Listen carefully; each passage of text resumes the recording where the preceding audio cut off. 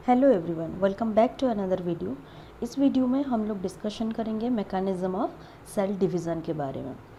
अगर हम यूकैरियोट्स के बारे में बात करें तो यहाँ पे दो तरह के या फिर टू टाइप्स के सेल डिवीज़न देखने को मिल सकते हैं।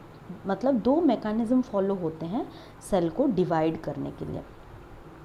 तो यहाँ पे सबसे पहला मेथड होता है माइटोसिस और दूसरा मेथड होता है मियोसिस।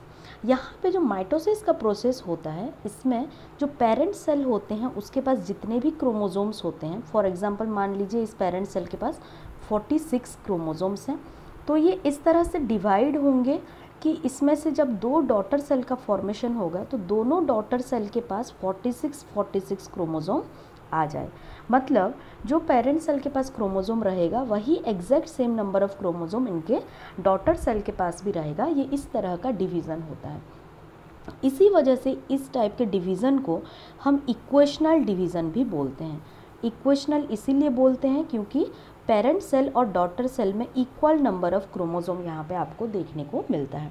लेकिन अगर मेयोसिस के बारे में बात करें तो ये ऐसा डिवीज़न होता है जिसमें अगर पेरेंट सेल के पास मान लो 46 क्रोमोसोम प्रेजेंट है तो ये सेल इस तरह से डिवाइड होंगे कि फाइनली जब डॉटर सेल्स बनेंगे, जनरली यहाँ पे 4 डॉटर सेल बनते हैं, 2 डिवीज़न यहाँ पे फॉलो अप होता है, तो फाइनल 4 जो डॉटर सेल्स बनेंगे इसमें ये क्रोमोसोम हाफ हो चुके होंगे। मतलब अगर पेरेंट सेल के पास 46 क्रोमोसोम है तो यहाँ पे जो डॉटर प्रोजेनी बनेंगे तो इन लोगों के पास 23 क्रोमोसोम ईच रहेगा।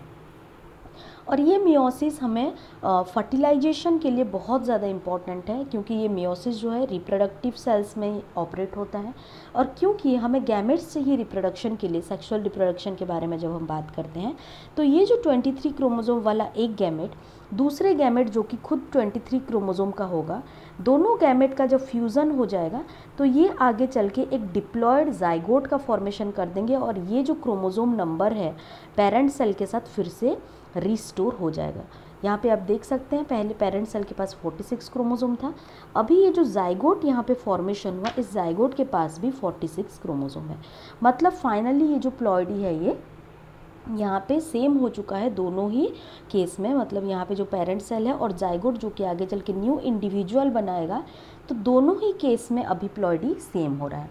तो क्योंकि यहाँ पे इस पर्टिकुलर मेयोसिस के केस में पहले 46 क्रोमोसोम था और यहाँ पे जो डॉटर सेल्स बन रहे हैं उसमें 23 क्रोमोसोम है, ये एग्जैक्ट हाफ हो जा रहे हैं। इसीलिए इस प्रोसेस को इसीलिए इस पर्टिकुलर जो प्रोसेस है इसको हम लोग इक्वेशनल डिवीज़न ना बोल के यहाँ पे हम लोग इसको बोल देते हैं रिडक्शनल डिवीज़न। ओके,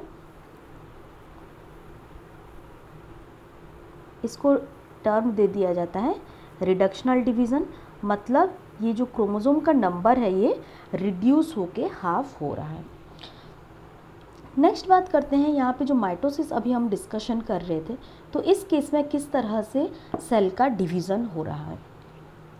अगर हम यहाँ पे बात करें माइटोसिस, तो माइटोसिस का जो टर्म है वो सबसे पहले दिया था वॉल्टर फ्लेमिंग ने 1882 में दिया था उन्होंने।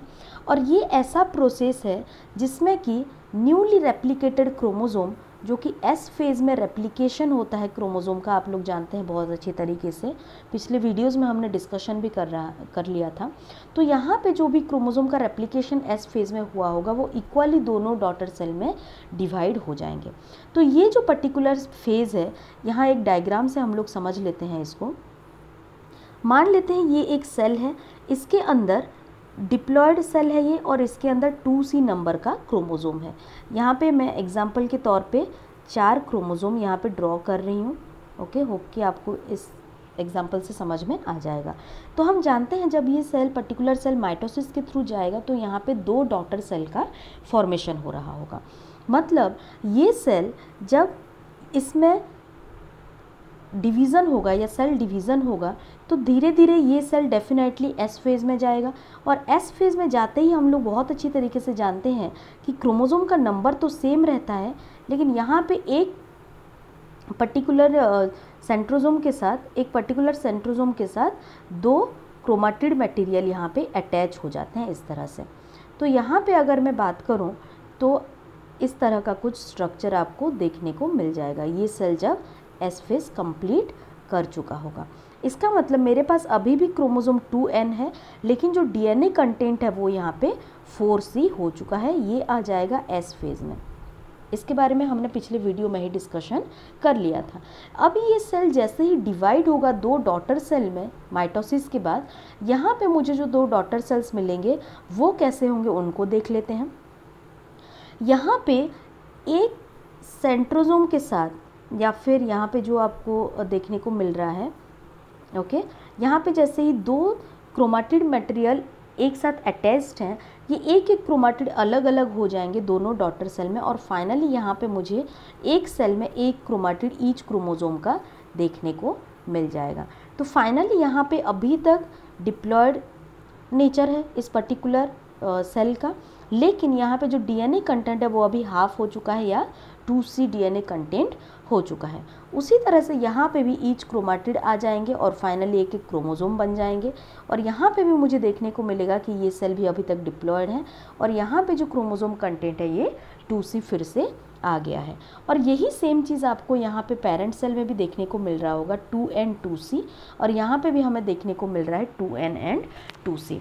तो फाइनली जो चीज़ पेरेंट सेल में देखने को मिल रहा था वही सेम चीज़ यहाँ पे मुझे डॉटर सेल में भी देखने को मिल रहा है। इसीलिए इस पर्टिकुलर टाइप के डिवीज़न को हम इक्वेशनल डिवीज़न के नाम से जानते हैं, जिसके वजह से कि क्या हो रहा है कि पेरेंट सेल में जो भी प्लॉइडी था, जो भी क्रोमोसोम नंबर था, जो भी डीएनए कंटेंट था, वही सेम चीज़ हमें डॉटर सेल में भी देखने को मिल रहा है। नेक्स्ट बात करते हैं एम फेज के जो स्टेजेस। वैसे अगर देखा जाए तो हम जानते हैं जो सेल साइकिल होता है वो 2 फेज में मेनली डिवाइडेड होता है। सबसे पहला आता है इंटरफेज एंड दूसरा आता है एम फेज। इंटरफेज में आप लोग जानते हैं कि यहाँ पे G1 आता है, उसके बाद एस फेज आता है एंड उसके बाद आता है G2 फेज। उसी तरह से ये जो एम फेज है, सेल डिवीज़न G2 फेज के बाद मेनली कैरियोकाइनेसिस करने लग जाता है, मतलब इसका जो न्यूक्लियस है वो डिवाइड होने लग जाता है, जो क्रोमोसोम है वो एक्चुअल में डिवीज़न करना शुरू कर देते हैं। 2 डॉटर सेल में फॉर्मेशन होना है, एक पर्टिकुलर पेरेंट सेल को हमें 2 डॉटर सेल में कन्वर्ट करना है, तो इसके पास जो डीएनए मॉलिक्यूल प्रेजेंट है जो कि एस फेज में ऑलरेडी डुप्लीकेट हो चुका है, उसी का एक कॉपी हमें इस सेल में भेजना है और दूसरा कॉपी दूसरे डॉटर सेल में भेजना है। तो ये एग्जैक्टली जो प्रोसीजर होता है वो एम फेज में फॉलो अप होता है। G2 फेज के बाद कंटिन्यूसली एम फेज एंटर हो जाता है, और इसी एम फेज का फर्दर 4 सब स्टेजेस प्रेजेंट होते हैं। सबसे पहला यहाँ पे आप देख रहे होंगे प्रोफेज, दूसरा मेटाफेज, तीसरा एनाफेज एंड चौथा होता है टीलोफेज। ये जो नाम यहाँ पे आपको दिख रहा है, प्रो का मतलब होता है बिफोर, ओके, प्रो का मतलब बिफोर होता है। यहाँ पे जो मेटा है, ये मेटा टर्म ये आया है मिड से, ओके, मेटा मतलब मिड। एना का मतलब होता है बैक, एंड उसके बाद यहाँ पे जो टीलो है, टीलो का मतलब होता है एंड। ये 4 टर्मिनोलॉजी से ये जो नेम है ये लिए गए हैं। हम एक एक करके बात करते हुए चलेंगे कि प्रोफेज में क्या क्या इवेंट्स होते हैं, मेटाफेज में क्या होता है, एनाफेज एंड टीलोफेज में क्या होते हैं। लेकिन इस पर्टिकुलर लेक्चर वीडियो में हम बात करेंगे सबसे इम्पॉर्टेंट प्रोफेज के बारे में, जो कि सबसे पहला स्टेज होता है एम फेज का। तो चलिए सबसे पहले बात करते हैं कि प्रोफेज में क्या क्या होता है। जैसे कि हमने देखा कि जो प्रोफेज है वो एम फेज का या जो माइटोटिक फेज का सबसे पहला सब स्टेज होता है। मतलब हम जानते हैं एस फेज में डीएनए का सिंथेसिस हो चुका होगा।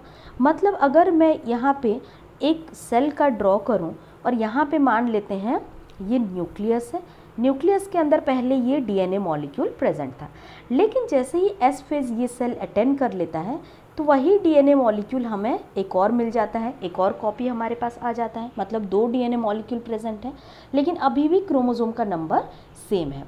तो अगर प्रो फेज में देखा जाए तो सेल इस तरह के स्टेज में प्रेजेंट होते हैं। तो सबसे पहले यहाँ पे क्या होगा, प्रो फेज में जो न्यूक्लियर एनवेलप प्रेजेंट होता है वो धीरे धीरे रप्चर होना शुरू हो जाएगा। मतलब यहाँ पे जो न्यूक्लियस आपको देखने को मिल रहा है, ये न्यूक्लियस है और ये न्यूक्लियर एनवेलप है, मतलब न्यूक्लियस को ये कवर करके रख रहा है। लेकिन ये प्रोफेज जैसे ही आएगा, जैसे ही G2 फेज के बाद प्रोफेज एंटर होगा, ये न्यूक्लियर एनवेलप धीरे धीरे क्या होने लग जाएंगे, ये डिज़ोल्व होने लग जाएंगे। मतलब ये अभी आपको कैसा नज़र आएगा, इस तरह से इंटरप्शंस इसमें हो जाएंगे और ये न्यूक्लियस आपको इस तरह से टूटा हुआ सा नज़र आएगा। ओके, वो इसीलिए क्योंकि आगे चल के हमें क्या करना है, हमें क्रोमोसोम्स बनाना है और 2 सेल बनाना है एक सेल से। तो ये जो डीएनए मॉलिक्यूल अभी आपको न्यूक्लियस के अंदर देखने को मिल रहा है, यही डीएनए मॉलिक्यूल आगे चल के क्रोमोसोम्स बनाएंगे और क्रोमोसोम का फॉर्मेशन होने के लिए हमें बहुत सारा स्पेस चाहिए, जो कि न्यूक्लियस के अंदर क्रोमोसोम बनना और क्रोमोसोम का आगे वाला जितने भी स्टेप्स हैं एम फेज के, वो पॉसिबल नहीं होता है। इसी वजह से यहाँ पे सबसे पहले क्या होता है, जो न्यूक्लियर वॉल्स होते हैं वो पहले डिसइंटीग्रेट हो जाते हैं और सबसे पहले आपको क्या नज़र आएगा, ये न्यूक्लियस जो है वो डिसइंटीग्रेट हो जाएंगे और यहाँ पे आपको क्या देखने को मिलेगा, ये जो डीएनए मॉलिक्यूल इस तरह से पहले बिखरे हुए थे, ये डीएनए मॉलिक्यूल धीरे धीरे आगे क्या बनाएंगे, क्रोमोसोम बनाना शुरू कर देंगे। क्योंकि हमें ये डीएनए मॉलिक्यूल को पहले क्रोमोसोम बनाना है और क्रोमोसोम को हमें सेपरेट करना है। हम डायरेक्टली डीएनए मॉलिक्यूल को 2 अलग अलग सेल में सेपरेट नहीं कर सकते हैं।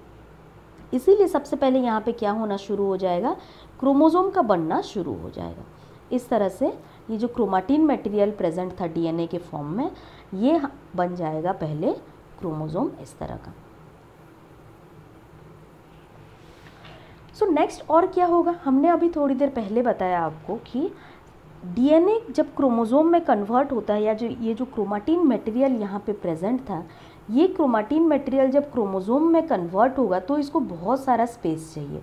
तो स्पेस लेने के लिए यहाँ पे जो भी सेल ऑर्गेनेल्स प्रेजेंट होते हैं, फॉर एग्जांपल एंडोप्लाज्मिक रेटिक्यूलम, उसके बाद आ गया न्यूक्लियोलस, फिर न्यूक्लियर एनवेलप, इसके साथ साथ और भी कई सारे सेल ऑर्गेनेल जैसे कि माइटोकॉन्ड्रिया हो गया, क्लोरोप्लास्ट हो गया, ये सारे सेल ऑर्गेनेल भी धीरे धीरे डिसअपियर होना शुरू हो जाएगा।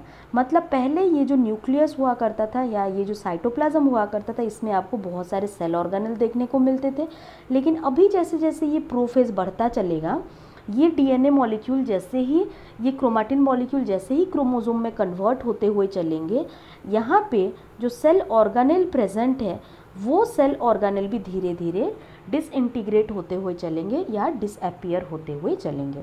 तो प्रोफेज के एंड तक इस पर्टिकुलर सेल के अंदर आपको कोई भी सेल ऑर्गेनेल नज़र नहीं आएगा। अगर हमें कोई भी सेल ऑर्गेनेल नज़र नहीं आएगा तो डेफिनेटली हमें क्या, यहाँ पे कुछ सेल ऑर्गेनेल डेफिनेटली नज़र आएंगे जिसके बारे में हम डिटेल में अभी बात करेंगे। ओके, सो यहाँ पे जो सेल ऑर्गेनेल नज़र नहीं आएंगे, डिसअपियर हो जाएंगे, तो वो क्या करेंगे, इसको बहुत सारा स्पेस प्रोवाइड कर देंगे, जिसके वजह से कि ये जो प्रोसेस है एम फेज़ का वो स्मूथली अकर होगा। तो यहाँ पे एस फेज़ में एक और चीज़ हुआ होता है, जो सेंट्रोसोम होता है वो डुप्लीकेट हुआ होता है। हमें पता है जो सेंट्रोसोम है वो आगे चल के माइक्रोट्यूब्यूल्स बनाते हैं और ये आगे चल के सेल डिवीज़न में मदद करते हैं। तो ये जो सेंट्रोसोम्स हैं ये क्या करना शुरू कर देगा, ये इसी प्रोफेज के अंदर ही दोनों पोल्स में जाना शुरू कर देगा। मतलब पहले मान लेते हैं कि सेंट्रोसोम यहाँ पे प्रेजेंट था इस तरह से, ओके, 2 सेंट्रोसोम प्रेजेंट होंगे क्योंकि ये डुप्लीकेट हो चुका होता है। तो धीरे धीरे जैसे ही ये प्रोफेज आगे बढ़ता हुआ चलेगा, ये सेंट्रियोल्स या ये जो सेंट्रोसोम्स क्या करेंगे, दोनों अपोजिट पोल्स में चले जाएंगे। इस तरह से मान लेते हैं ये दोनों अपोजिट पोल हैं, मतलब ये एक पोल है सेल का, ये दूसरा पोल है, दोनों अपोजिट पोल में चले जाएंगे। चले जाने के बाद नेक्स्ट क्या होता है देखते हैं। जैसे ही ये दोनों पोल्स में चले जाएंगे, ये यहाँ पे क्या करना शुरू कर देंगे, एक्चुअली ये कुछ फाइबर का फॉर्मेशन करना शुरू कर देते हैं। मान लेते हैं ये सेंट्रोसोम है, इस तरह से प्रेजेंट है, और ये क्या करेंगे, अभी कुछ फाइबर्स इस तरह से बनाना शुरू कर देंगे। ये होगा आपका प्रोफेज के शुरुआत में। ओके, यहाँ पे इस तरह से फाइबर का बनना शुरू हो जाता है। अभी क्या हो रहा है, क्रोमोसोम के साथ क्रोमोसोम बनना शुरू हुए हैं, राइट। इस तरह से बहुत सारे क्रोमोसोम हमें देखने को मिलेगा सेल के अंदर। और यहाँ पे क्या हो रहा है कि जो सेंट्रोसोम्स प्रेजेंट थे वो सेंट्रोसोम दोनों ही अपोजिट पोल में चले गए हैं, और ये अपोजिट पोल में धीरे धीरे कुछ फाइबर का फॉर्मेशन कर रहे हैं। और ये जो फाइबर्स होता है, ये कौन से फाइबर्स होते हैं, ये एक्चुअल में माइक्रोट्यूब्यूल्स होते हैं। और ये जो माइक्रोट्यूब्यूल्स है, एक साथ इन सारे माइक्रोट्यूब्यूल को हम क्या बोलते हैं, एस्ट्रल रेज के नाम से ये जाना जाता है। माइक्रोट्यूब्यूल्स आपने सेल बायोलॉजी में डेफिनेटली पढ़ा होगा। ये एक तरह का सेल ऑर्गेनल में हमने देखा था, जब सेंट्रोजोम के बारे में हमने पढ़ा था तो हमने देखा था। तो ये एस्ट्रल रेज एक्चुअल में क्या है, ये माइक्रोट्यूब्यूल्स होते हैं जो कि सेंट्रोजोम से रिलीज़ होते हैं। और ये रिलीज़ होकर आगे क्या काम करेंगे, हम ये मेटाफेज में, प्रोफेज के बाद जो फेज़ आता है डिटेल में वहाँ पे हम डिस्कशन करेंगे। तो यहाँ पे आप लोग देख सकते हैं प्रोफेज का एक छोटा सा डायग्राम दिया गया है। इस डायग्राम के अंदर आप अच्छे तरीके से इसे रिलेट कर सकते हैं। तो सबसे पहले मैंने आपको क्या बताया था कि प्रोफेज जब शुरू होता है तो जो न्यूक्लियर एनवेलप होता है वो धीरे धीरे डिसइंटीग्रेट होना शुरू हो जाता है। यहाँ पे आप देख सकते हैं कि जो न्यूक्लियस है वो डिसइंटीग्रेट हो रहे हैं। उसी तरह से यहाँ पे और क्या हो रहा है, जो क्रोमोजोम्स थे उनके पास 2 सिस्टर क्रोमेटिड्स प्रेजेंट हैं अभी, ओके। उसके साथ साथ और क्या हो रहा है, जो माइटोटिक स्पिंडल्स है या फिर जो सेंट्रोजोम्स थे, वो सेंट्रोजोम यहाँ पे दोनों पोल में जाना शुरू कर देते हैं। यहाँ पे आपको एरो मार्क भी नज़र आ रहा होगा कि ये दोनों सेंट्रोजोम जो हैं वो अलग अलग पोल में जाना शुरू कर रहे हैं। उसी के साथ साथ यहाँ पे आपको ये रेड कलर का जो फाइबर ओरिजिनेट होता हुआ दिख रहा है, यही है माइटोटिक स्पिंडल या फिर स्पिंडल फाइबर या फिर ये एस्ट्रल रेज, जो कि एक्चुअल में माइक्रोट्यूब्यूल्स होते हैं। यहाँ पे आप देख सकते हैं न्यूक्लियस भी डिसअपियर है। उसके साथ साथ यहाँ पे और भी कई सारे सेल ऑर्गेनेल भी आपको डिसअपियर होता हुआ नज़र आएगा।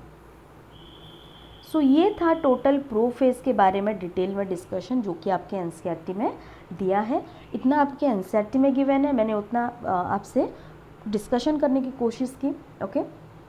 इसके साथ साथ हम लोग नेक्स्ट वीडियो में बात करेंगे मेटाफेज के बारे में, जो कि और ज़्यादा इंटरेस्टिंग होने वाला है प्रोफेज से। तो तब तक के लिए thank you very much for watching this lecture and stay tuned for the next video.